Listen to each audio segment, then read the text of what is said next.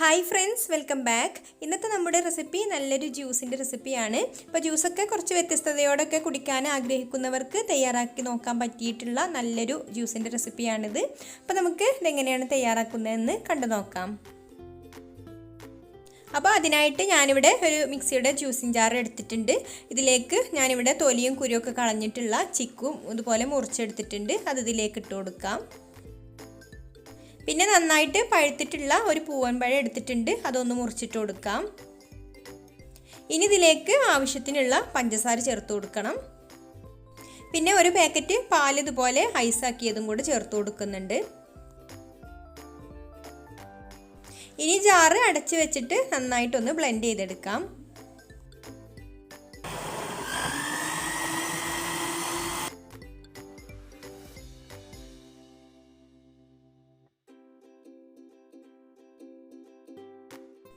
അപ്പോൾ നമ്മുടെ ജ്യൂസ് ഇവിടെ റെഡി ആയിട്ടുണ്ട്. ഇനി ഇത് സെർവിങ് ഗ്ലാസ്സിലേക്ക് ഒഴിച്ചു കൊടുക്കാം.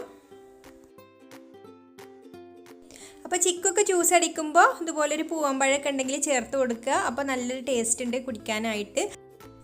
അപ്പോൾ ചിക്കു മാത്രം നമ്മൾ ജ്യൂസ് അടിക്കാറുണ്ട്, അതുപോലെ പൂവമ്പഴം നമ്മൾ ഷാർജ ഷേക്കൊക്കെ അടിക്കാറുണ്ട്. അപ്പോൾ ഇത് രണ്ടും ചേരുമ്പോൾ അതിന് വേറൊരു ടേസ്റ്റാണ് കിട്ടുന്നത്. അപ്പോൾ എല്ലാവരും തയ്യാറാക്കി നോക്കിയിട്ട് ഫീഡ്ബാക്കൊക്കെ അറിയിക്കുക. അപ്പോൾ നിങ്ങൾക്ക് ഈ ഒരു വീഡിയോ ഇഷ്ടമായിട്ടുണ്ടെങ്കിൽ ലൈക്ക് ചെയ്യാനും ഷെയർ ചെയ്യാനും മറക്കരുതേ. അതുപോലെ നിങ്ങളുടെ അഭിപ്രായങ്ങളൊക്കെ കമൻറ്റ് ചെയ്യുക. പിന്നെ എൻ്റെ ചാനൽ സബ്സ്ക്രൈബ് ചെയ്തിട്ടില്ലാത്തവരാണെങ്കിൽ ഒന്ന് സബ്സ്ക്രൈബും കൂടെ ചെയ്ത് സപ്പോർട്ട് ചെയ്യണേ. അപ്പോൾ ഈ മറ്റൊരു നല്ല റെസിപ്പിയുമായിട്ട് അടുത്ത വീഡിയോയിൽ കാണാം. താങ്ക്